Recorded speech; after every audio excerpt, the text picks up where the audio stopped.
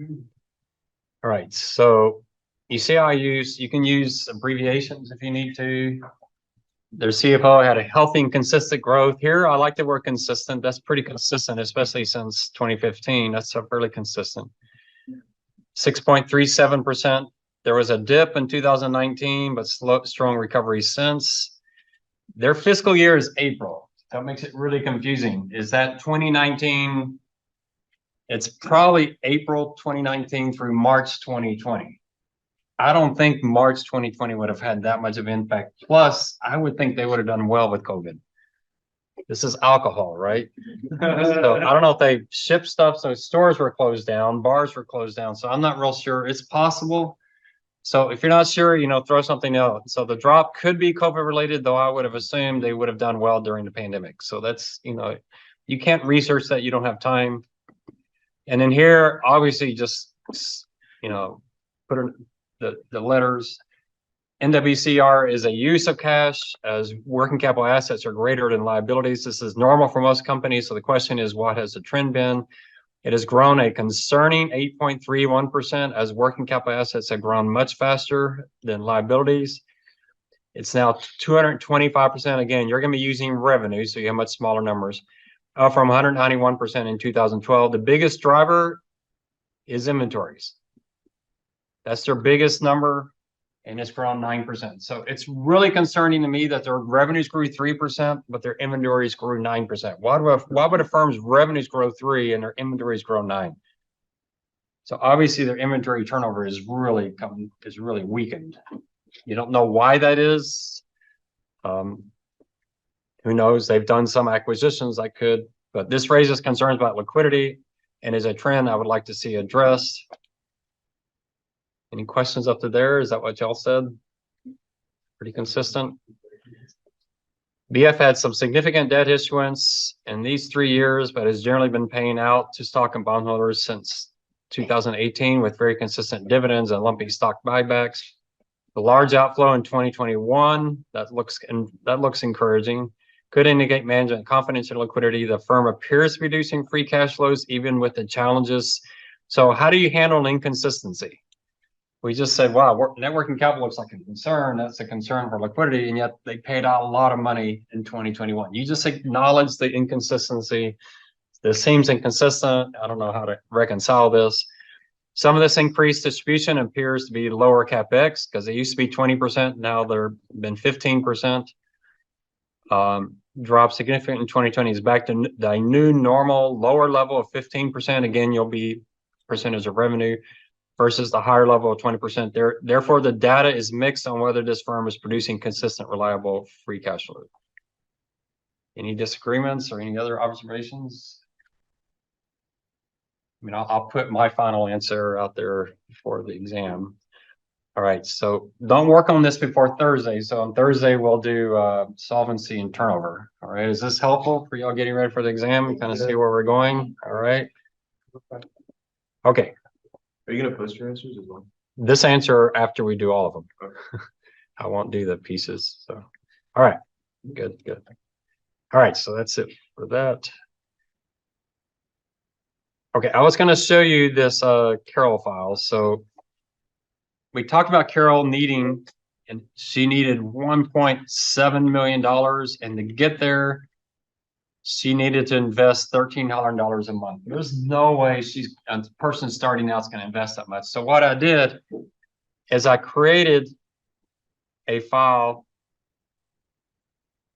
It says, okay, she needs $1.7 million,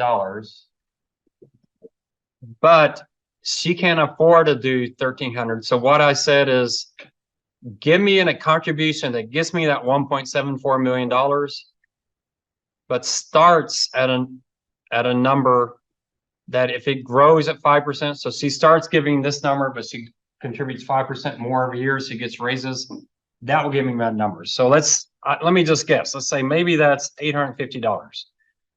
Well, she starts with $850 a month, growing at 5%, she'll have 2.3 million. That's too much.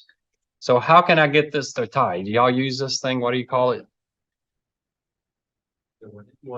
Which what if am I using here? Scenario. No, goal seek is what I use. So goal seek. So what I want to do, I want the difference between these two to be 0 by changing that starting contribution. And so she starts off doing about 650 bucks and she raised that. Now your raises are going to be really significant the first few years. I was shocked at USA. There were 18, 19, 20% raises, just ridiculously. And then they kind of settle down in the 5 to 10% range. And then you get promoted to officer and it's like, I remember that it was like, you're paying me what? That just made no sense to me at all. It's like, that's insane. I'll take it, but that's insane. So you have these massive jumps and then, but 5% is a pretty, for you as professionals, you're all really smart people. 5% is a pretty conservative assumption. Do you think you could start off doing 650 a month? If you're counting your 401k and the company match and all that, you probably could get there. So she can probably handle that. And so here's the test calculations. So at age 25, she has a beginning portfolio. This will look real familiar what we did last class. Beginning portfolio. She doesn't have any earnings because she doesn't have any portfolio. She makes that first contribution of 648. No distributions because she hasn't retired yet. And she just does it every month all the way until she retires. Forget when she says she's retiring. So she want to retire at 62. So at 62, she starts taking out 6,900 a month. At this point, her interest was much higher than her monthly contribution. So her portfolio is working harder than she is, but she retires. You see that $1.74 million. She got that. Then she starts taking money out. And it looks pretty good, right? She's still got 1.74.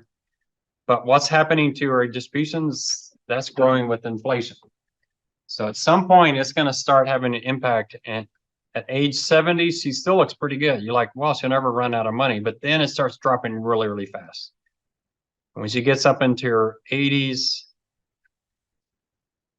so here she's in trouble here, right? It's getting pretty small. She's going to retire. She expecting to make it to 95. You can see there, we're starting to get concerned. So she's still healthy there. She's in a lot of trouble. All right. So that's why I tell kind of facetiously, what does she do here? Well, I say she's got to find something that's really fun, really dangerous, and not very expensive. So she's got to figure out what that is. So skydiving is not good because that's too expensive. Bungee jumping, whatever that would be. She can't get on drugs or anything because that'd be too expensive. But because she's running out of money, and at age 95, it's gone. If she's still healthy, that's where she's moving in with her kids.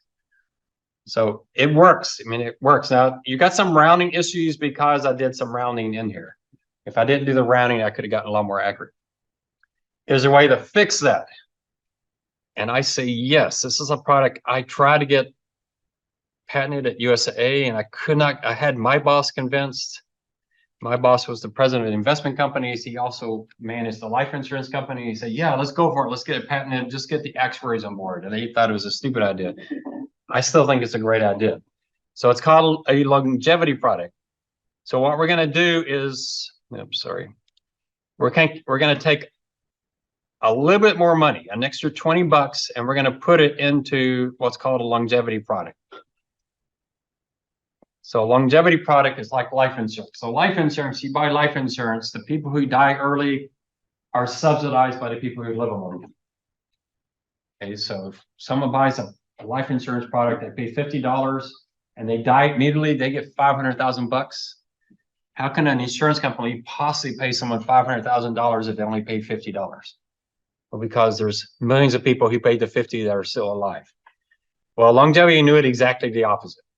The people who live a long time are subsidized by the people who die early. So that's what this product is. All right. So she's contributing. That's what I want to do, is have her contribute $20 a month. See, Harley won't even notice it. And it's part of the investment portfolio. So she doesn't even notice it. So what does that do? Well, if we come down here, she starts, oops, I went back up too far. Let me come to that. So she's got the same problem that her portfolio is running out of money. But at age 90, this is when this product pays off. This product says, if you die before 90, all that $20 you pay, you lose 100% of it. But if you make it to 90, what do you get? What do you think she gets? She gets $1.8 million. She didn't pay nearly that much in. Why does she get so much money? Because a lot of people died between now and age 90, and she's getting all of their money. Now, what does she have to worry about? She's in pretty good shape, isn't she? What I like about it on this one, what is her family saying around here? Oh boy, I'd sure like to have some of that 740,000. They're kind of hoping she does go skydiving. Right? What's her family hoping right here? That she stays inside. Yeah, I mean, this is going to be, y'all probably haven't seen the movie Weekend at Bernie's, but this might be a Weekend at Bernie's. If she dies at 89, they may be propping her up, pretending like she's still alive. So it's a very different analysis where the family's hoping that she lives. Why? Because $2 million or 1.9 million shows up if she makes it to 90. Think about the families where they die, you know, one day before their 90th birthday. That's where you tell the doctors, you know, hook, you know, if they ask, do you want us to unhook her from all these? No, keep her hooked up till January 1st. So I love this product. It's a great product. The actuaries told me no one would ever buy it, but I think people would actually, I mean, this is an incredibly powerful product. The insurance industry doesn't sell it because they can't make money on it. But I think it's a great product, especially I think what the actuary said, no one's going to pay $20 a month if there's a high probability you're going to lose all of that. But that's already true with life insurance. If you buy a 10-year term life policy, 95% of people pay into it are going to get nothing. We're already used to doing that. And so they're saying they won't like that. But I wanted to combine it with a portfolio so they don't really even notice that $20. It's just something that's part of their investment plan. But anyway, I love it as a product, but I never got it. I got one product patented at USAA, and it's a horrible product. I didn't like it at all, but they didn't. I couldn't get this one. So you can see just with the formulas I've given you, that's all I use in here. But present value, future value problem formulas. There's nothing complex in this spreadsheet. I did have to do the goal seek because I couldn't really get that to work with formulas, but it works pretty well. So I think it's you know, it makes sense. All right, so that's time value money. These are the 4 formulas you're going to use. You won't use this first one very much. We'll be using this one quite a bit. You'll use this one on one of your applications, and then we'll not use this one as much. And so I emailed all of you. Did y'all all get the application? Yeah. So let me pull one of them up if I can find one. I haven't quite figured out Canvas on emailing. And I don't know where attached. This is I'll load Samuel's. So you don't have to start on this until after the exam. If you want to, you can. But this will essentially be the second half of our semester. So application 1 is just you putting business breakdowns into your paper 1. So it's kind of a dual thing. I've seen a few papers that are doing a really good job of putting that in there. I hope someone asks me about Ferrari this week because I'll sound like an expert because I've been looking at 2 papers on that. Work that in. If you can't get this into the paper for Friday, you can do this one later. You'll just have to come back and add it later and show it to me. So if you can't get it all done by Friday, so you can delay business breakdowns a little bit later if you want to. You'll just have to do it separately. Then after that, it really is just a matter of going through these problems. So I'll work 2 problems for you on this one, and then you work the other ones. All right. On this one, I work, I think, 1 problem, and you've got to work the other ones. And no telling what I call these companies. I think that was UTSA's football coach at one time. So ignore that. But then this problem, I'm going to actually, number 4, I'm actually going to work in class, and you have a YouTube video because this one's a really critical one. Because this sets up the analysis for your group project. So I want you to be really comfortable what I'm looking for there. So most of them are that type of problem. They get easier the last 3 of the 3 easiest. So that's kind of nice. So the semester ends up on the easiest. I've had some students get way ahead. I wouldn't recommend that you work in them before we talk about them in class. Otherwise, you're doing Excel without any reference for what we're doing. All right, so you can start earlier, but I won't have any of them due before the exam, probably a couple weeks, probably well after spring breaks. All right. So most of these well, maybe all of them, we'll see, with the exception of number 4, are essentially exam 2. All right. And in fact, some of them on exam 2, you'll actually be able to use Excel in the room. A lot of them you won't. You'll be doing it by hand. We'll kind of flip back and forth. So as you're doing this, it's also preparing you for the exam. So, all right. So if you have questions on that, but you don't need to worry about it. We got to get paper 1 and exam 1 out of the way. All right. So we're going to flip to CBAs. Many of y'all will be involved in cost benefit analysis. If you're accounting or finance, you may be really, really involved. If you're not, like if you're cybersecurity, you will have a capital budgeting project because you need to get something approved to do a massive project and you have to go through this. So what is a CBA? So the real key for a CBA, and this is true for your projects, your team projects. I don't know if any teams thought about what they want to do yet. But first of all, we're talking about an upfront investment. Time 0 is a negative cash flow. That doesn't mean every project has to be this type of project, but the project for this class and what we're talking about here is a negative upfront cash flow. I've seen some projects where there's not a negative upfront cost, but it's an analysis. We're not doing that. So you need to have some investment upfront. Now it can be time 0 or around time 0. So sometimes it doesn't all happen on one day. It gets spread out a little bit. One thing real key here is we're going to ignore debt. So I'm going to explain that later. So let's say you're buying a house. You say, oh, I want to have a mortgage. So the house is $500,000, but I'm going to put $50,000 down. So my time 0 cash flow is $50,000. That's not how we're going to do it. You're going to assume you bought the whole house for $500,000 on time 0.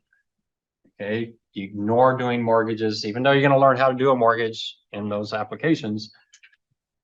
I'm not saying that to keep the project simple. That's actually the way you're supposed to do it in real life. And I'm going to prove that to you mathematically, why you can do the project assuming you pay it all in cash. You can do the project assuming you do a mortgage. If you get 2 different answers, you did something wrong. You should get the same answer. And we'll see that when we do cost of capital.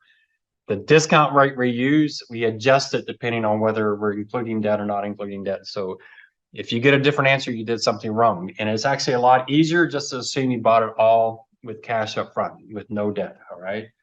We'll talk about that later. At least one team forgets that. Then you have to have a series of positive cash flows. We call these benefits, or it can be net benefits. So you can have costs and benefits, but the net needs to be a positive number. So we need to have positive cash flows. Into the future, how far into the future? We'll talk about that. Do you go out 5 years or 10 years? If you're doing a franchise like a restaurant, you're not going to go out 5 years. There's no franchise that, well, there may be 1 or 2, but there's very few franchises you're going to make your money back in 5 years. A typical franchise, if you buy like a Subway or McDonald's, it's going to be 8, 9, 10 plus years. So you're going to probably have to go out 15, 20 years. If you're doing solar panels are a 15 to 25 year break. You're going to have to go out 15 to 25 years to get it to work. Now that may be different now with China producing all these much cheaper panels, but I doubt it's, or I don't know what the Biden. Yeah, it would be interesting. I don't know what kind of cash back you're getting on panels in his law, but who knows? I doubt it's not going to be less than 10 years. It's an expensive proposition. But there's other things like with me, I love the analysis of I've got a plug-in hybrid. Should I spend an extra $3,000 on a plug-in hybrid versus buying a gas car? Well, I can't go out 15 years on that because the car's not going to last that long. All right, so we'll talk about timing. That's going to be important. You have to make that decision. All right. And then hopefully no more negative cash flows. There are cases where you have a cash flow up front, positive cash flows for 10 years, and then one massive cash outflow at the end. We're going to try to avoid those because that causes all kinds of problems. So if you want to do in a case of, should we build a new nuclear power plant? So you build it for $1 billion, you have millions of dollars of inflows, and at the end you have to decommission it. That's billions of dollars. That's a complicated project. So don't do nuclear power plants. But any project where you have a massive cash flow at the end is not good. All right, so this is what we're looking for. I'm hoping you pick a project where you don't already know the answer, so that it's something you're curious about, you're interested in. Maybe ask your parents. The best case is find an actual company. I would love, if I own a restaurant on I-10, I'd love some college students to come by and say, hey, we want to do analysis of, we should put some like Tesla charging stations, 4 of your parking spaces in your restaurant. You might attract new customers, and this is how much money you can make. This is what you can cost. I think that'd be great. Make it a real life case. I-10, why? Because you need people traveling.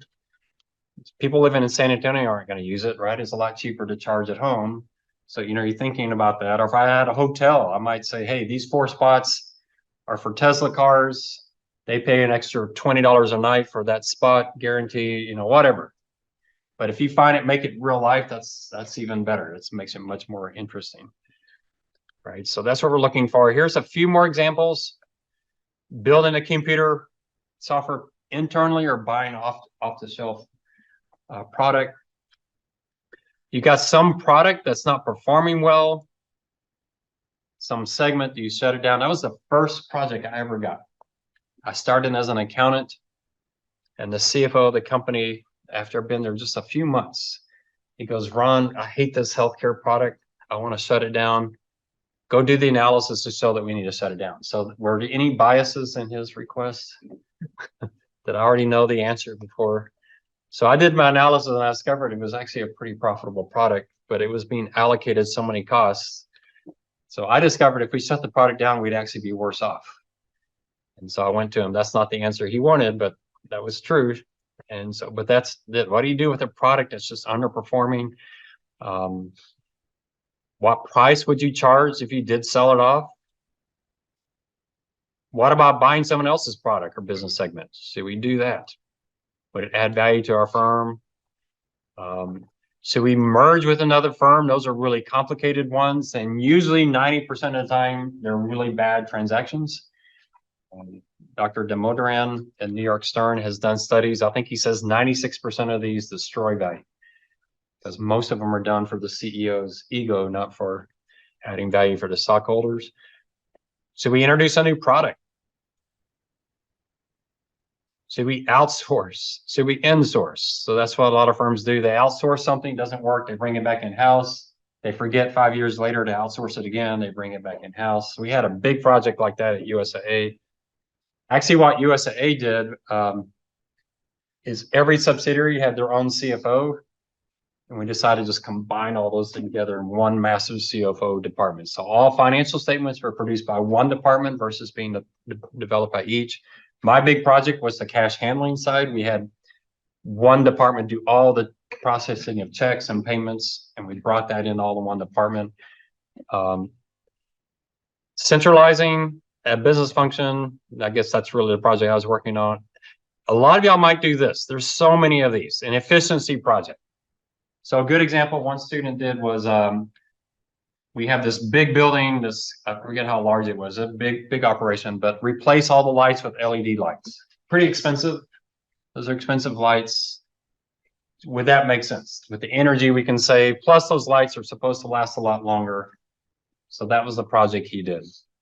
I saw a friend of mine, I would never try this, it just sounds horrible, but I apologize if any of you are doing this, but a washing machine that doesn't use any water, it's this thing you plug in and it's like, so. I don't know. I saw it. I said, man, I don't know if I'd trust that, but anyway, it was, I forget what it did. Maybe it's nuclear, but who knows? That was interesting. But there's a lot of these. I've had some doctors from the health science center. They wanted to put a kiosk in their lobby of their medical office and eliminate the entry person. I'd love some of y'all to call my endocrinologist, and there's so many things they could do. There's so many ridiculously wasteful things they do that they could replace with some technology that would make a lot of sense. One of the projects I've been thinking about, I don't know if it's possible, but I was on jury duty a couple years ago. It's a horrible process, terribly inefficient, a lot of waste. We had a 3-hour conversation where 50% of it was, please unmute, can you please unmute? And then, can you please mute? It was like that. I was on my bike the whole time just listening and just laughing at it was crazy. But could someone get together and say, here's a new software package. We're going to have this for all courts in Texas, and we're going to make this process more efficient. Just incredibly wasteful project. I finally made it to the jury. And we sat out there for 3 hours, and then they came out and said, we decided to settle without a court case, so you can all go home. What an incredible waste of resources. So it's a terrible process. So, you know, be creative. There's a lot of things you could do there. On the marketing side, marketing projects. So we spend this money up front. What's the impact? How is it going to work?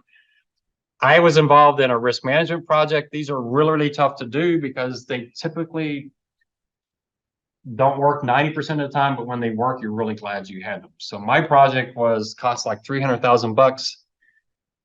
And then they're asking, well, what's the benefit? Well, in 2008, it gave us like $2 billion in benefit. You spend $300,000, you get $2 billion all in 1 year. That's kind of nice. So we said, well, let's do it again. When another project, it's like, well, what's your benefits? It's like, well, we don't know. And it's like, well, you can't do it if you don't, because we couldn't prove we're going to have another $2 billion benefit. There's a lot of tax opportunities. We've seen some of these at USAA. I had one where if you just spray some chemicals on some coal, you got this big tax deduction. But that's interesting. What is spraying the chemicals on the coal going to do?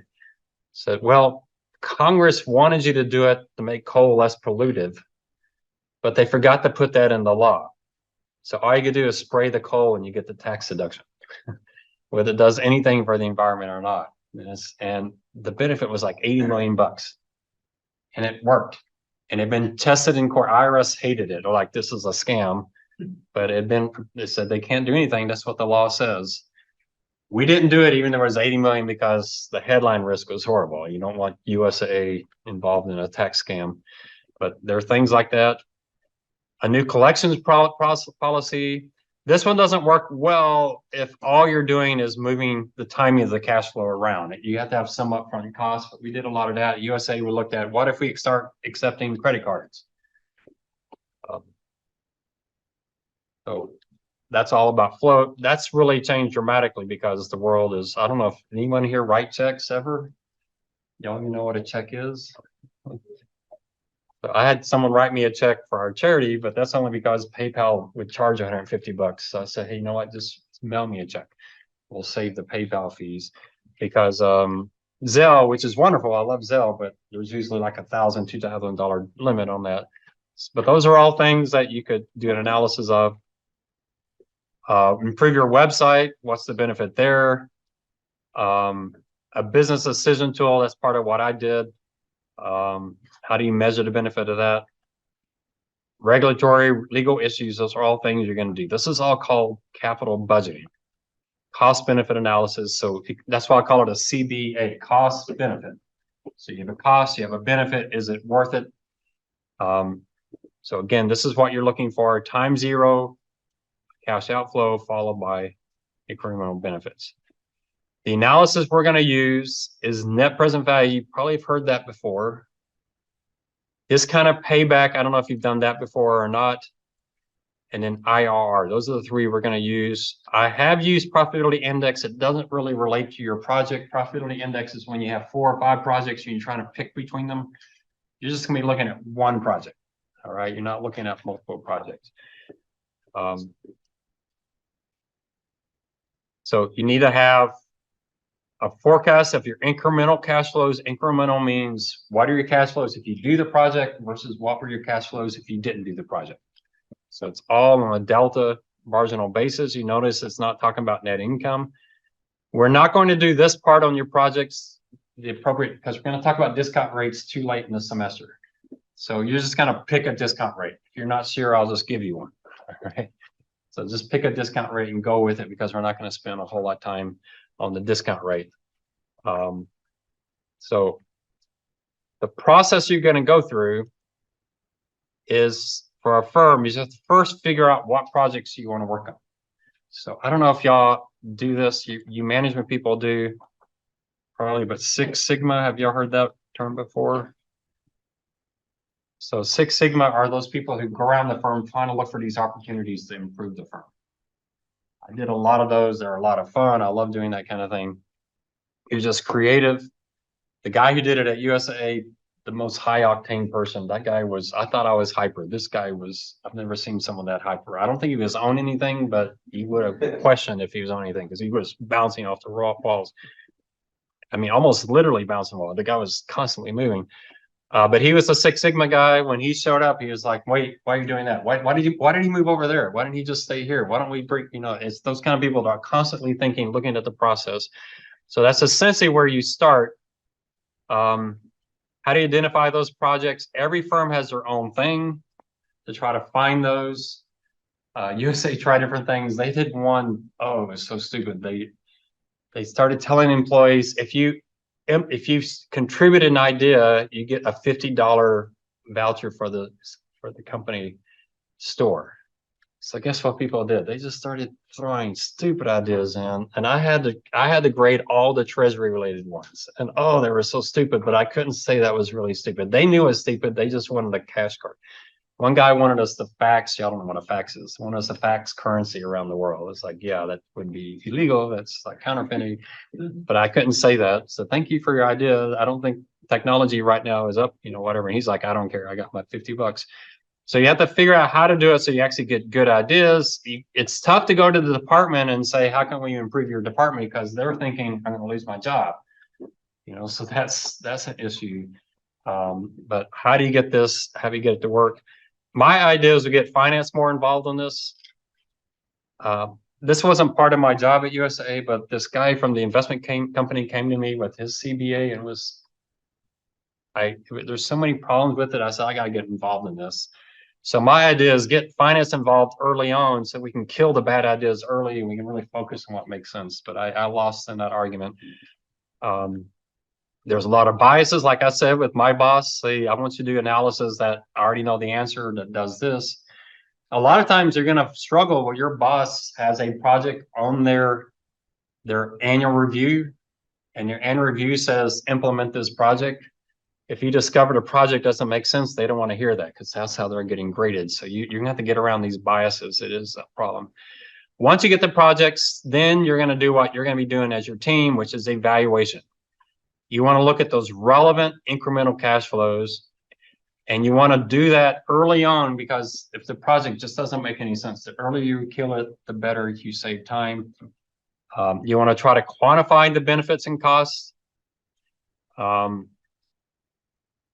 What are those benefits? What are those costs? So what we did at USA was we created a massive list of potential benefits and costs. So people could go through them and say, oh, training, I forgot about training. Yeah, that's going to cost me this. I got to update the website. Yeah, I forgot about that. That's another $50,000. So just a list they could go through. One thing that's really, really important is baselining. So I had one project I was helping on where they said, wow, the employees really hate this website. It's wasting a lot of time. It's causing a lot of stress. We're going to fix it. We're going to spend $200,000 to fix it. So my question was, well, how do you know it's causing problems? Can we go out and measure how long it's taking employees to do this? What are their frustrations? Let's get a baseline. Or someone might say, man, our error rate is 20%. We want to cut it to 10. So how do you know it's 20%? Well, I'm just guessing. Well, let's actually measure that for 3 months. Let's get that data documented. So when we implement the project, we can see how much we actually improved it. So get that baseline. So you might actually delay a project just so you know where you're starting from. If you have contracts, oh my word, I had so many projects. where I do the projects, the project makes sense. I think you should do it. And they're like, whew, I'm glad because we already signed the contract with the vendor. It's like, well, why did you sign the contract before we knew the project makes sense? So what I did, and it's really effective, is you use the CBA as a negotiating tool with the vendor. So we were looking at an options trader, and we were hiring Credit Suisse, and their first proposal was ridiculous. And the guy calls me and said, what do y'all think? He says, okay, I can hire my own person. I don't need to hire you. And you know what the salary is. So why would I pay you $600,000 when I can hire someone from 200? And I didn't tell him that, but I'm having him thinking, oh, I better get my fees. So I was willing to pay him more than hiring a person because I didn't want to have to deal with the legal liability risk of hiring this person. So I was willing to pay him, if it cost me $200,000, I'd be willing to pay him $250,000. I'm not going to pay him $500,000. So I got my vendor thinking, okay, what? He's got a cost benefit analysis. I'm charging too much. And then he knows the numbers, so he can almost do the CBA himself. So he knows what he can charge me. So I use that to negotiate. And then you're going to be doing this. This is probably the weakest part of the cases from students is the intangible benefits and costs. So what are those costs and benefits that you couldn't put a dollar on? You're going to try your hardest to put that in there, but if you can't put a dollar on it, do the intangibles. So a good example might be you do a franchise. The franchise might be your time as the franchise owner. You're not paying yourself a salary, but is your time worth something? Absolutely. Could you put dollars to that? You could. You could say, my time's worth $50 an hour. So I'm going to put that into my project. You could certainly do that. If you're doing solar panels, one of your benefits is you're going to save the environment. I had one team actually put that in dollars. They went out and used the federal government's numbers for how much global warming was costing us, and they did a case with and without that, just so you could show they had impact. So what you want to do is list these and discuss them. If you can move them into the project, you can. A really good approach is take an intangible cost where you're kind of iffy on the amounts and do your case with and without that, just so you can see how material it is. A good example for me with my plug-in hybrid is it does cost me like 1 extra minute a day to do the plugging in. So how do I handle that? But then I save time at the gas station. And then I could even say, if I go to the gas station, I might stop and buy a bunch of junk. That's going to cost, those kind of things. Do I put that into my project or not? So you have to think through those. So anything you can think of, some of them can be really, really, really subjective kind of thing. The impact on your customer. And a good example is employee morale.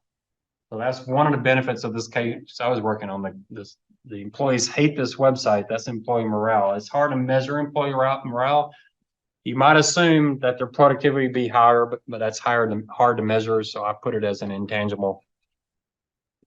All right, and then you do all the analysis in your models, and then what you're going to have to do for your project, and this might influence which project you do. I'm going to require you to do sensitivity analysis. What is the key assumption that's extremely important and you're uncertain about? So for me with my car, it was how many miles they're driving a year, because I've been riding my bike more and more and more. So I used to drive 12,000 miles a year. Now I drive only about 6,000. So, that's a pretty big difference. So bringing that into, so something that you can do sensitivity analysis on that you're uncertain about. And one thing that doesn't work is the upfront cost. Say, hey, I don't know if this franchise costs 500,000 or 700,000. Don't do that, because that's something you're going to learn on day one. If you assume 500,000, it ends up being 700,000. You just shut the project down and redo your analysis. I'm looking at stuff in the future that you're uncertain about, that you paid the upfront cost, you're kind of stuck with it, and now you're uncertain. So the rule I like to use is 90%. 90% of the time, you expect your assumptions to be between these two numbers. My best case, my worst case, 90% of the time, it should be between those two. And as I said earlier, if your worst case scenario is to make a lot of money, you're not going far enough down. One of my favorite writers, Doug Hubbard, he's tested these 90%. He has people tell the 90%, and most people's 90% is really 60%. We don't go far enough out on the tail. right? So go out there, especially a franchise. Your biggest unknown on franchise is how many customers you're going to have. Hopefully you have a franchise that give you some indication, but you know, that can be pretty, you know, typical McDonald's will give you this information. What does a good McDonald's do versus what does a bad McDonald's do? You want to see that range, and it's going to be a really, really wide range. It might be 500,000 versus $3 million in revenue. All right, we'll talk more about this. I can tell you all already. So y'all know what you're going to do for the team case on Thursday, right? Don't work on it in advance. Just come. So I said, I heard some of y'all saying this. BS ability to pay, cover its debt is not a concern, though its times interest earned has fallen significantly since 2004. With the increase in debt, it is in line with industry, well above 10. It's 17 times. Remember, it's not 17%. I do count off if you say 17%, and has been very stable the last 4 years. Does that sound consistent with what you are saying? BF debt has increased significantly. I actually pulled a CAGR off of the print page 1, 9.9% growth, but it has fallen relative to EBITDA since 2018 and is in line with the industry. Look for any issues related to quality of earnings. So remember, you won't, when you're talking about chart 7, it's about quality earnings. We can see chart 7 that there is no unusual differences between net income and CFO other than large other differences in 2015. All other variances look like normal business operations. And it doesn't look, you know, working capital is generally a use and getting to be a bigger use, but it's not like it's unusually growing like that. You see, you're mainly concerned with bars below the line that suddenly start looking unusual. They get larger and larger and larger every year. If you're lying about inventories or accounts receivable, you're going to see that green bar just getting bigger and bigger and bigger. So I'm not seeing that problem. I would probably go back and look this up just out of curiosity, but it's kind of bouncing around each year. Overall, I do have concerns with their short-term viability. Would like to see improvement on their working capital. That's a huge strain on liquidity. So while I would like to see that, they are in line with the industry on debt and are stable on both debt and liquidity the last few years. Their high rating, A1, and very low Bloomberg probability of fall both confirms this assessment. All right. Any questions on that? I didn't put the definition on debt. You don't need to. You just got to know if it starts with an A, that's good. If a B, that's medium. If it's double B or below, that's when you start having some concerns. Then we skip turnover and margins, pretty easy on them. BF is an industry leader on gross margin, as would be expected. I mean, I don't drink alcohol, but I would assume Jack Daniels is more expensive than the competition. I wouldn't have a clue, but it is a strong brand name. They have other brand names besides Jack Daniels, but that's one you think of. It has deteriorated slightly the past few years, but continued to be above the top 10% of its industry. Likewise, it's an industry leader on net margins, consistently ranking right at or above the top 10%. And its profitability has been impressively consistent over this period. Encouraging to see is the rebound in net margin after a dip in 2020. Maybe that's COVID related. So I did comment on this dip and the fact that they came back. If I were sitting here in 2020, I'd probably say, you know, wow, they had a bad year in 2020. We'll see if they rebound, but they have rebounded. Anything in there seeming consistent with what y'all were thinking? The margin's pretty straightforward. What's the trend? Where are they versus the industry? Higher is better, so it's pretty straightforward. But, all right, I'll save this and I'll retype what I missed last time.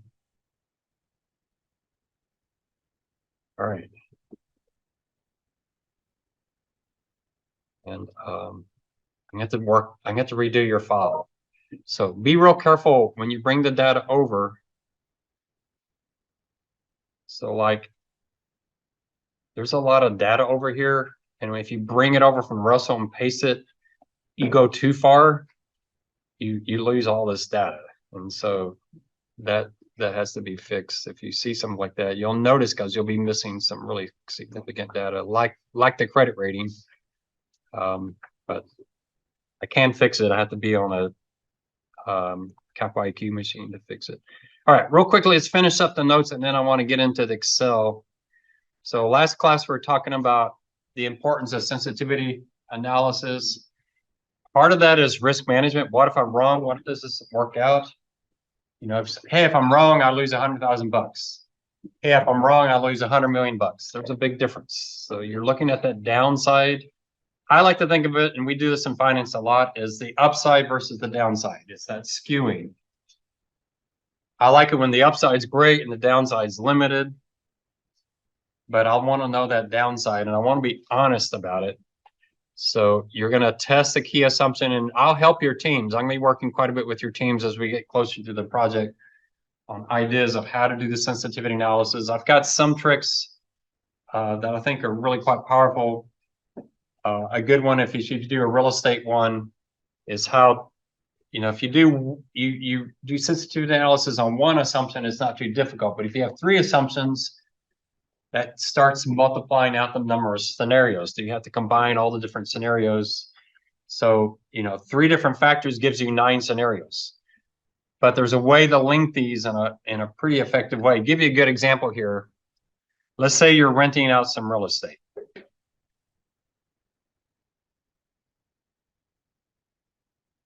So your concerns are rent rate inflation. How much can you increase your rents? Is it 3% a year, 4% a rent year? You're worried about vacancies. That would be a big concern. And what else you have to worry about with a vacancy is when someone leaves, you don't just bring someone else in, do you? What's a bad tenant going to do to your house? New carpet, new painting, who knows what. So vacancies are terrible. You want that sweet little old lady or sweet little man, real quiet, that's going to live there for 10 years and not create any problems unless they have, 20 cats or something. But, you're hoping it's not going to be bad. And the last thing is the resale value, say, after 10 years. So that may be those might be the 3 things you're really worried about. You say, well, wow, if I run those, that's 9 scenarios. I got to run 3 rate inflations, 3 vacancies. But then I would argue if rent inflation is weak and vacancies are high, I'm going to assume these are related to each other. If you're having trouble with vacancies, you're probably not going to be able to increase your rental rates. And what do you think about the resale value? It's probably going to be pretty weak as well.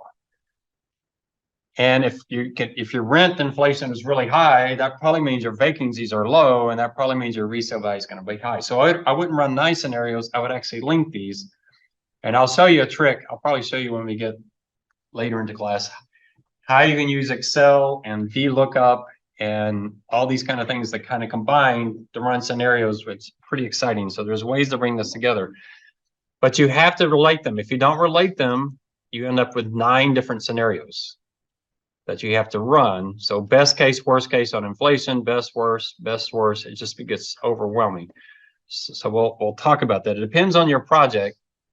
As I mentioned, any kind of franchise, you're always going to run your scenario on revenue. How many customers do you get? That's the biggest thing.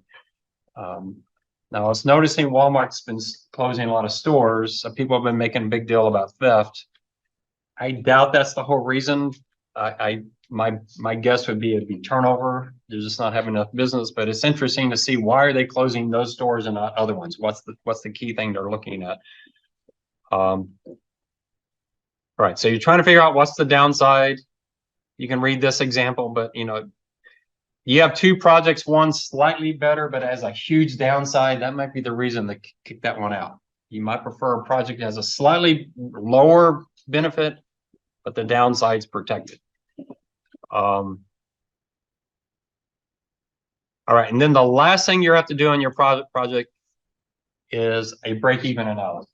What does that key assumption need to be such that your net present value is 0? We're going to do that. You're going to do that in the Excel application case, and you'll see how that works. So sensitivity analysis is huge. We'll spend a lot of time talking about that. Once you do all of that, you got to make a decision. So does it meet your criteria? I'm going to show you how you can build that into the Excel spreadsheet. What does the sensitivity analysis tell you? Is there some major negative risk we need to be worried about? Have you gotten all your benefits and costs signed off by the person who's the expert? So USAA had developed this new product. It was an immediate annuity product. I was the project team. I was leading this team. Well, I'm not an actuary. There's no way they're going to approve that project without an actuary being involved. So I had to go find an actuary to come in because that's the first thing management would say. If I come and say, here's our new product, and say, well, who in the life actuary sign off on that? Oh, we did it without them. They would cancel the whole thing. So you have to get those experts, all the assumptions all signed off on. If you can answer yes to most of that, management should be comfortable approving the project. Then you have implementation, and that's when you find out that your assumptions are really wrong.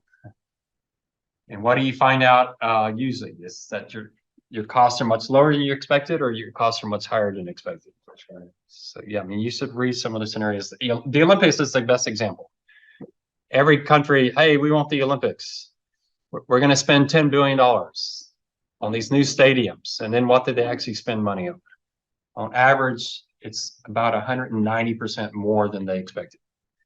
There's never been an Olympics under budget.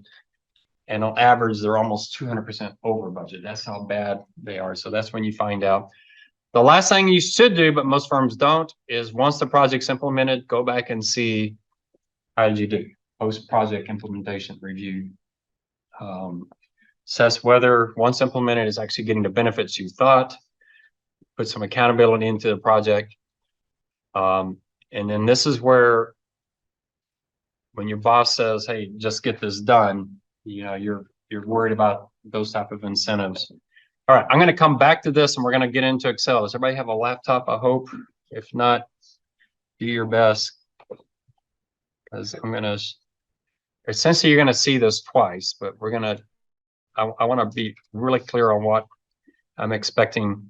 So one of your applications, application 5, I believe, 4, application 4, is a case study that looks very much like what your team project's going to be. So you could actually use the Excel application from application 4 for your team project because it's going to set up pretty well. This is an actual case I did at UTSA, and the numbers are pretty close because I didn't remember the numbers, but I could get in the ballpark. I didn't have the actual numbers. So it's a really real life case. Sorry, I thought I fixed the numbering. You may have some numbering issues. Just ignore that. I thought I fixed all of those, but so application 4. So what I was asked to do came from the cash management area.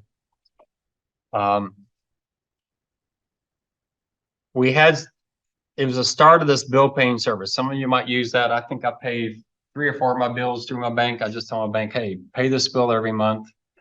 If it's the same bill every month, just pay it electronically. And so USA, that was becoming really popular at USA. And the customer thought, wow, this is great. I'm automating my payments. I don't have to mail a check in anymore. That's wonderful. They thought it was nice and automated, but it wasn't.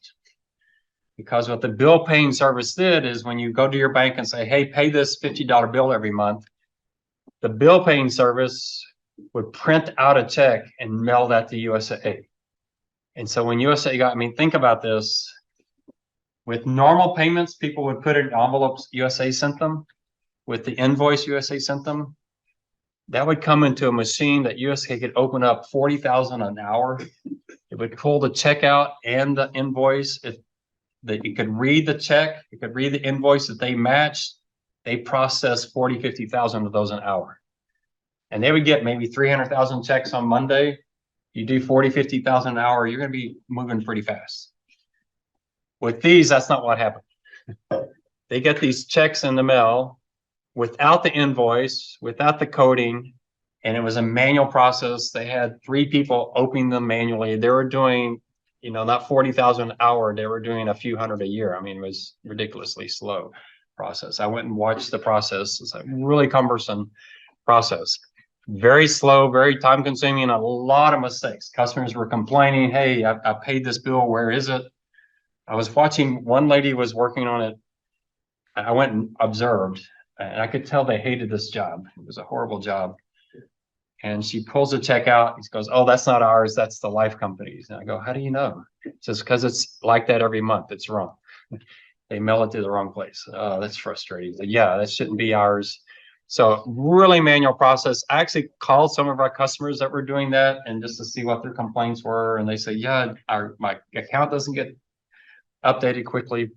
So what we did, we went to the largest bill paying service there was. It's a firm called Check Free, which is still around. In fact, they have a big office here on La Cantera.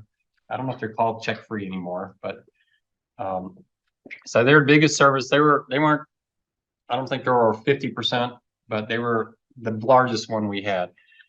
And we said, is there a way we can, instead of you mailing us checks, is there a way you can mail us an electronic file that just goes right into our system and automates everything electronically? That sounds like a good project, doesn't it? That'd be fun. So, sorry, this talks about some of the issues.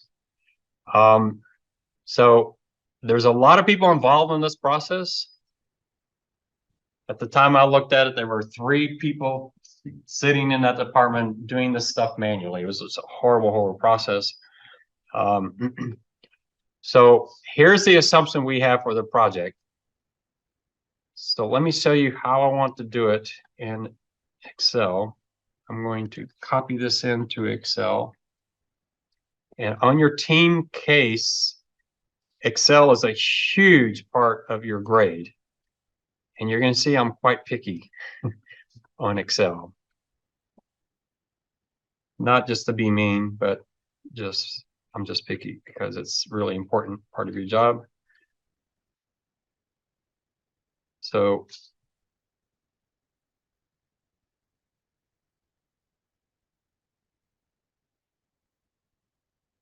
all right. So the first thing you have when you have an Excel file that you're going to open up is you want to know exactly what you're working on. All right. So I'm actually recommending at your job, you're going to put an extra 10, 20, 30 minutes into Excel file to save you hours later. All right. So here's the overview of project. Here's where you're going to put in what's the project all about. Bill pay, automation project, check free.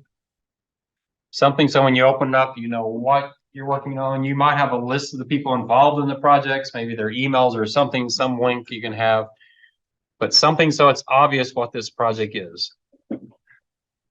I had projects at USA. I remember one. I probably shouldn't tell you what it is, but I'll tell you what it is. But so USA had an option on the Spurs. I don't know if y'all knew that USA used to own the Spurs. They had an option on the Spurs and they wanted to sell that option. And I had to figure out how much that option was worth. That's a pretty complicated calculation. I thought it was a one-time project. They had just gotten Tim Duncan. So I say, okay, he's valuable, but if he breaks his leg, that option is going to drop a lot in value. So figuring out what that option was worth. So I built this spreadsheet, called the lawyer and said, this is what I got. Closed it down thinking I finished. And guess what happened? 2 months later, they call me, hey, can you update those numbers? Oh, update the numbers. I can have to go find that file. I bring it up. What did I do? I got to start over from scratch. That's when you're glad you document as you go. It might waste you time because you may never need that file again. So maybe you spend an extra 20 minutes documenting. But if you do need it, it's going to save you hours. So document here so that, and what if you quit and someone else comes along? That's the way to think about it. What if someone unrelated to this project loads this thing up and looks at it? You want it well documented. So you want to put those type of assumptions. The other thing I like to do is links. So here's the links I like to have. Assumptions. You may have supporting assumptions. So a good example of that might be, maybe you're doing a project, maybe you're doing a electronic vehicle. And one of your assumptions is gasoline inflation. You might have one sheet that just have historical gasoline inflation. And that's going to feed into your overall, your key assumption. All right, we'll talk about that some, but some of y'all might, definitely several of y'all are going to do that, where you have one page that's just one particular assumption is really important. You're going to have a lot of data for that. So supporting assumptions. Then you're going to have your base case, your best case or worst case. I don't care which order you do it in. Your worst case, your break even. And probably before all of that, you're going to have your summary analysis. So we're going to link these in there. So this first page is going to be, or right now it's going to be assumptions. All right. So I don't know if I am a hyperlink, excessive hyperlinker. I don't know if any of y'all are, but my charity, the spreadsheet for that is hundreds of sheets now. It's really hard to get around that thing without hyperlinks. So this spreadsheet doesn't really need them, but I'm going to build them anyway just for practice. How'd you add your cell just now? Did you add a cell? Or summary analysis? Was that there? Well, I just highlighted them Control X and just moved them down. I mean, you can insert a row as well. All right, so I'm going to link assumptions. Y'all know how to link, hyperlink. So you right click and you say link and place in this document. All right, so right click, the very at the bottom. It's now, if you have a Mac, I don't know, is the Mac looking similar? Wait, No. Can you redo it? I'm trying not to hit cancel. So you right click and you hit the link. So, and what does it look like on a Mac then? Control click and then hyperlink. Control click and hyperlink, and then place in this document. It used to say in Excel hyperlink. Now it just says link. And then I'm going to click assumptions, and it changes that. And so when you click on that, it takes you to the assumptions. And then on the assumptions, you may link here back. It just depends. You have to see where you're going. For my charity, I do all the accounting for my charity. So I have the detail accounting, then I have the accounting statement, and then I have summary charts. So I have it so I can quickly get back and forth between those because it would just take me forever. Did you create the new tab assumptions? No, I had to create that tab first. So you already had it. Yeah. Right. So you'll have one for each one of these. What I'm guessing is when you get the base case, best and worst case, you'll probably hyperlink back to the assumption page because that's the most likely place for you to go. It took me a while to figure out, jumping around with mine. Our charities started in 2009. So that's 14 years. And I have 12 months times 14 years. And it's a lot of sheets. That times 2 because I have financials for each one of those. So, and then I have the tax documents, you know, it's just a lot of pages. So I use hyperlinks all the time. Makes it really easy to get around. All right. So we'll have hyperlinks here so we can jump around. So let's jump to the assumptions. So here's all the assumptions that we collected. And so what you're going to do on the assumptions page is document everything. Where did you get those assumptions? And this is where, let's say one of your assumptions has a support page. That's where you may link to that support page. You can go and see, well, how did it come up with that assumption? But what we're going to do is we're going to have the assumption. Now, you might go across the page or down the page. This is something you got to think about carefully. It's really important, especially when we do franchises. I'm going to show you a spreadsheet specifically for franchises. It's really important. Like if you have assumptions over 10 years, you probably don't want to go down the page because when you build a base case, you're going to go across. And the last thing you want is assumptions going down the page and then you're going across, so you can't copy across. So you got to think about that copying formulas. So, you know, you may do it slightly different, but we're going to have the base case, the best case, worst case.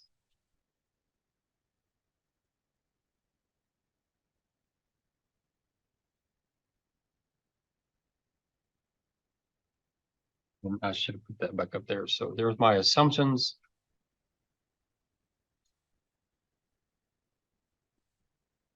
And then the last thing you're going to do is you're going to have justification or support, whatever you want to say. This can just be, and I'll show you how to do it here. This can just be a reference. I got this from Bob in engineering, and I got it from Mary, and you know, whatever. Your justification. So you can say, where did I get that assumption? It could be a link to a website. So if you're doing mileage on an EV, you may link to Toyota or whoever, Tesla, to their website. It's a little dangerous linking to a website because that can always change. but at least they'll know. You might say Tesla website ... and then give the link just in case it changes, so they know you got it from Tesla. So that justification, the justification can also be, let me just give you an example. You don't need to do this, but let's say you're doing gas CPI and you go to the Department of Labor, you get 50 years of gasoline inflation. You're going to use that to get your best and worst case. That's all right there.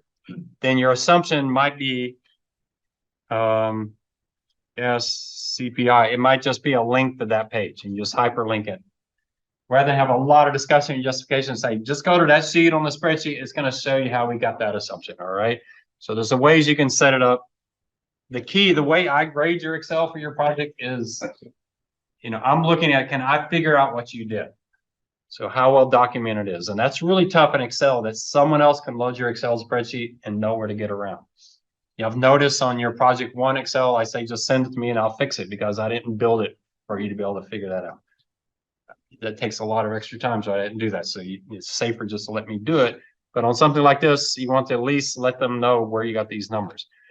So our first assumption is how many of these people pay by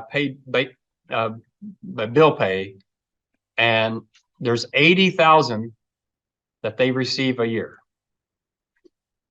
So number of bill pay transactions. Here we don't have a best, base, and worst case. We just have the base. So in that case, I just put it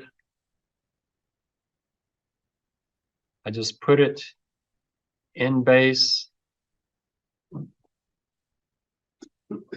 Watch your formatting. Use commas. If it's dollars, don't have something go out 17 decimal places and the next one's 2 decimal places. Formatting is really, really important. Make it look professional.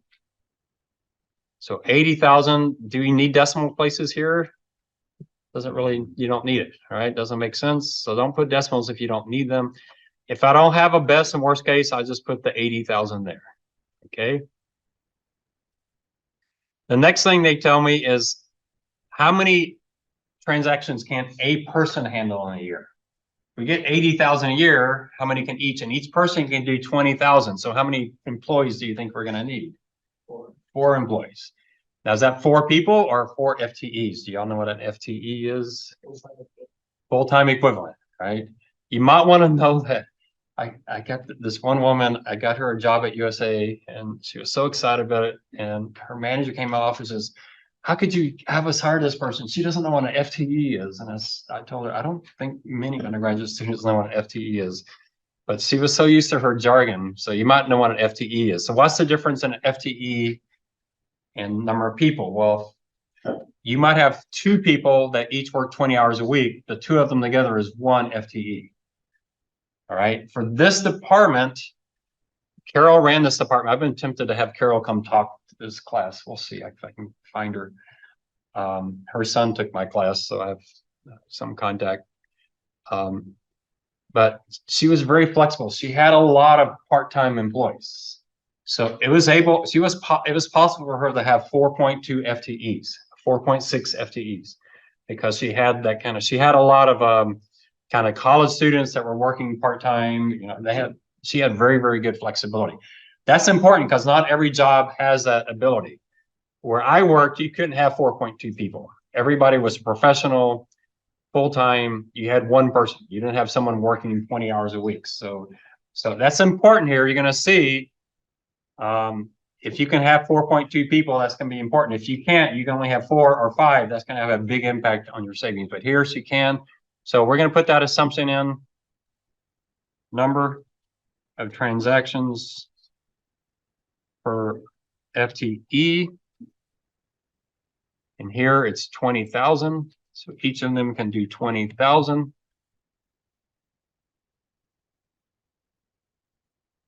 Now here's something I do on your projects that I encourage you to do. I'll definitely bug you about this. Say, oh, each person can do 20,000. There's about 250 days in a year. So each person can do about 80 of these a day. Does that seem reasonable? And you have to kind of think about that. All right, 80 of these a day. As I watch the process, I think 80 a day, that seems kind of slow, but it is pretty manual. So who knows if I got the numbers perfectly accurate. That seems low though, doesn't it? 80 a day. If they're automated, what are they? 40,000 an hour. So I'm trying to emphasize this is pretty inefficient. So that's the thing. That's the thing I'll look at. I've done that with one of the things that bugs me with franchises is like Subway will say you only need 2 employees or 1 employee. I don't think you can work a Subway with 1 employee. I think I've been in some with 1 employee. I was in one where the lady looks like she's like 80 years old and she was great. She was a very good employee. But I don't think you can handle that. Usually they have 2. I've seen some with 3, but I'll kind of test that. Do you have enough employees? I had one team, they had this wonderful growth. They were doing this nursing practitioner thing, and they had this wonderful growth. And I go, okay, that looks great, but you haven't hired any new people over 10 years, and your customer base is tripled. I don't think those nurses are going to be able to handle that much workload. So those kind of test cases you do, you want to do that. Does it seem reasonable? And then here's the key. What percentage of those 80,000 can you convert to electronic? Because we can't do all of them. Some of them are going to continue to be manual. So how many are we going to convert?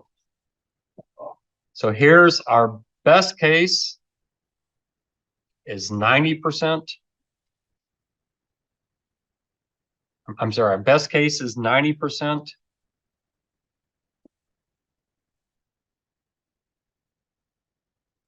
Our base case is 70%, and our worst case is 50.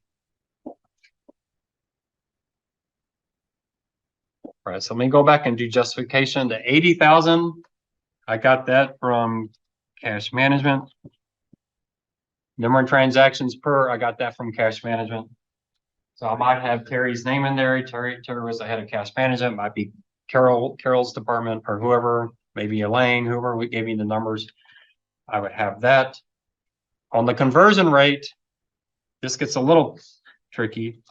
So best case is from check free. That's what they told me they could convert.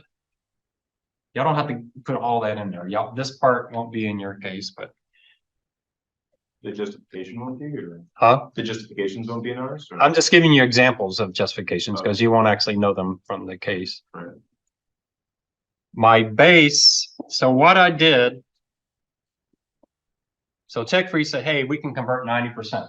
Say, okay, well, you really want us to do this project. You have an incentive to inflate it. Just like if you buy a Tesla and they tell you, hey, you can get 280 miles on a charge. It's like, well, you want me to buy this car. Maybe that's going to be my best case. You know, if the person's selling you this, their assumption might be a little skewed. Like if you're buying solar panels, are you going to trust the solar panel person selling you? Oh, you'll convert 80% of your electric bill to solar. Do you believe that? That might be your best case. My base case was a survey of check-free customers. So they gave us several other customers and I called them. They said, how much did you convert? And I took a list of that. And what I took was the median. The median of what they told me was 80%. Some were 87, some were 90, some were 70. I took the median of that. And what do you think the worst case was? It was the lowest check-free survey. So I had a basis. My best case, what check-free said. My base case was the median of their customers. My worst case was their worst customer. All right. So you have to think about this on your team's case. Is you have to have some rationale. This might influence which case you pick, because there are some cases it's really, really hard to come up with ranges. That's why I mentioned with McDonald's. McDonald's will give you a great range of what a typical McDonald's makes. Here's the ranges. 90% of them are between this and this, and they give you really good information. What they don't tell you though is they don't distinguish between those with drive-throughs and those without drive-throughs, which they really should do, because that has a big impact on the numbers, but they don't do that. But and that's what I'd like to see with a Subway. I'd like to see revenue per square foot, because some Subways are bigger than others, And I know how big the subway I'm building is, and that would help me with those numbers. So, those are the kind of data you're looking for, but Subway won't give you that data. So you have to sometimes just make some wild assumptions. All right, so I'm justifying my assumptions. Now, where's the savings on this project going to be? Well, I'm going to convert these employees, essentially eliminate their jobs, and we're going to do this all with the computer. Now, are these employees working here going to be upset about that? Actually, probably not, because they'll go work in Carol's other department that's a lot more fun. So they're actually hoping this job gets eliminated. Someone's going to lose a job, but it won't be these people. They're just going to be moved over. It's going to be the people that Carol would have hired if these people have moved over, and they'll never know. All right, so these people probably are happy I'm doing the job.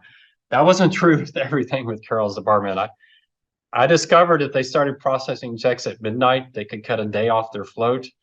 I wasn't recommending she added a midnight shift. I was just giving her information, and she said they had my picture with a dartboard in her area. I was like, no, I'm not saying anything. I'm just giving you information. They actually like coming at midnight because they get a shift differential. So they were joking about the dartboard, but I thought it was funny. I did check my car for bombs after that. All right, so now we got to pay these people. So we're going to pay them base salary and benefits. So the base salary for these employees was $50,000 a year.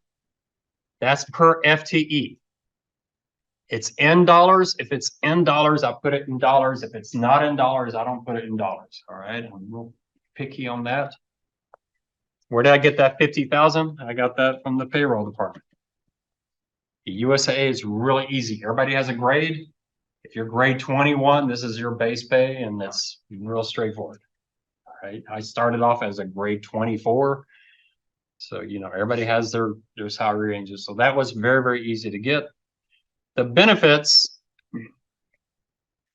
things like the 401k plan, the pension plan, bonuses, that is generally 15% base pay. So I'm going to say 15%. Now make it clear.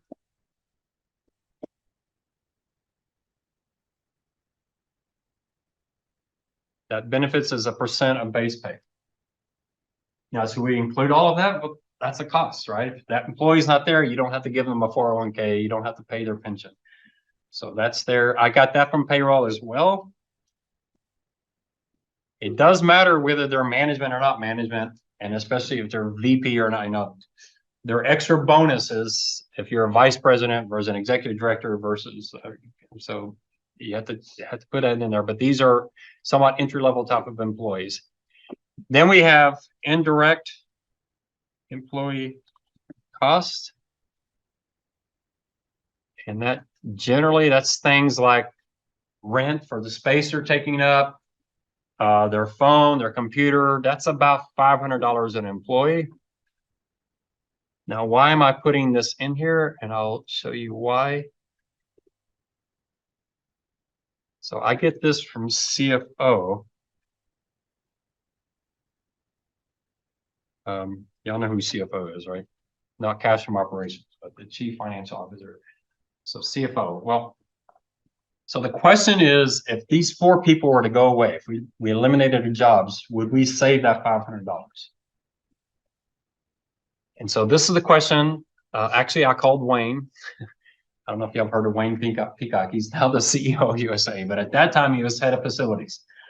So I go, okay, Wayne, I got this project. We're going to eliminate a few employees. So you're going to free up some space. Do you care about that? He said, okay, Ron, I'll tell you what. You eliminate 50 jobs, come talk to me. Otherwise, we're not going to notice it. So, okay, well, this is only 4 jobs. And the other things, the phones, those other things, those are all allocated costs. Those costs don't go away. It's just they're trying to spread some costs around. So what I'm going to do here, why do I have this in here? Because I'm not going to use it. So what I'm going to do, oh, man, I hate that. Not used in analysis. Make that real clear. The reason I'm doing that is, what if 3 months from now my boss said, hey, did you put indirect costs in there? it's gonna be pretty obvious I didn't. I don't have to go back and, oh man, I don't remember, did I do that or not? All right, so indirect employee costs, it could, if I was eliminating 70 employees, that's when I call Wayne and say, hey, I'm gonna open up this entire bay. It's, oh man, that's a good thing. Because we're running out of space, we're gonna have to build on somewhere else. Yeah, you just saved me, $4 million. That's the kind of question I would ask. All right, so I'm not gonna use it, but I'm gonna put it in there so I know I considered it. By inflation rate, I'm assuming at that time 5%. Now, the Fed wants an inflation rate of 2%, but generally employment income inflation is higher than general inflation. So USA 5% inflation, it's going to be higher than the general inflation because you hope you're getting productivity and people, so you can pay people more without it causing inflation. Where did I get that 5%? That I got from CFO. Just the official assumptions. Every year they say, hey, for employment, assume a 5% inflation, 7% inflation, whatever. So I got that from them. And then the software development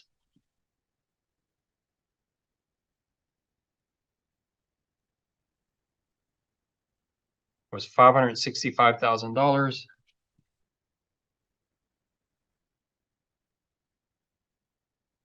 I don't know how Bill Gates knew that was a dollar amount. And I got that from the IT department. Now the 565 is a little tricky. And I kind of threw in the towel on this. I know some of that 565 is allocated costs. It's not really incremental costs. There's some of like the CEO of the IT department, some of their salaries in there. But I threw in the towel and said, okay, fine, I'm just going to put the entire thing in there. It's not really incremental. And what I'm going to say is something like this, the upfront costs. I know some of that's not truly incremental, but if the project has a positive net present value, then I know I'm being conservative because I have extra costs in there. If it's a slightly negative net present value, that's when I might go back and scrutinize and say, okay, you got 20% of this manager's time in there, but they're not going to go away if we don't do this project. So let's take that. I might do things like that. But here I just gave in and said that's their forecast. I'm going to use that number. All right. So your team will have a page on assumptions. It's going to look something like this. All right. You'll definitely have the best, worst, and best case in there. All right. So what we'll do next class is we're going to build this out. So make sure you bring your Excel next class.